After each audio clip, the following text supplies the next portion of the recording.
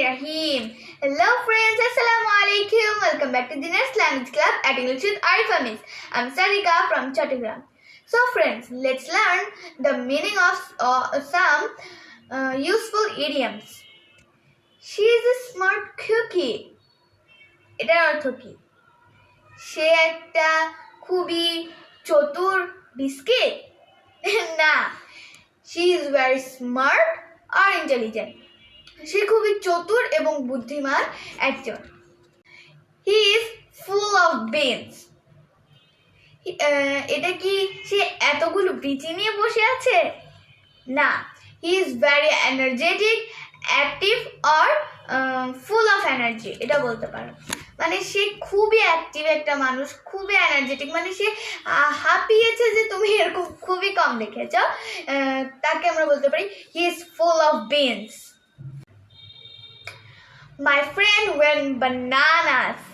My friend went bananas. সে কি বানানায় গিয়েছে, মানে কলায় গিয়েছে?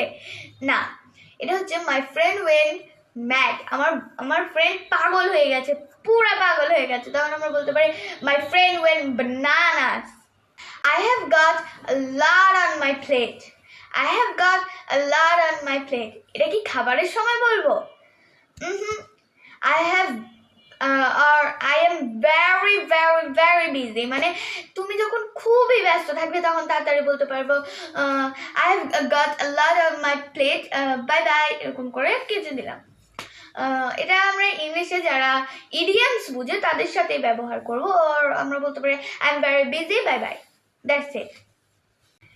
He is the big cheese. সে কি একটা বড় চিজ বা মাখন যেটা বলে বাংলায়? He is very important. সে খুবই জরুরি একটা মানুষ। He is the big cheese. I have a bigger fish to fry.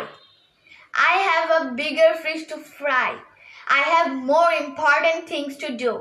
আমার এই কাজটা থেকে খুবই জরুরি একটা কাজ আছে। মনে করো তোমার ফ্রেন্ডের সাথে তোমার রাস্তায় দেখা হলো, বললো যে চল চা খেতে খেতে বসে বসে কথা বলি। সো তোমার খুবই একটা ইম্পর্টেন্ট কাজ চলে এসেছে, এবার তুমি তাকে বলতে পারো I have a bigger fish to fry, মানে আমার অনেক জরুরি একটা কাজ আছে, এই কাজটা থেকে আমি তোমার সাথে পরে কথা বলবো বা পরে দেখা হলে চা খাবো বা কফি খাবো, যেটাই হোক। No more for today.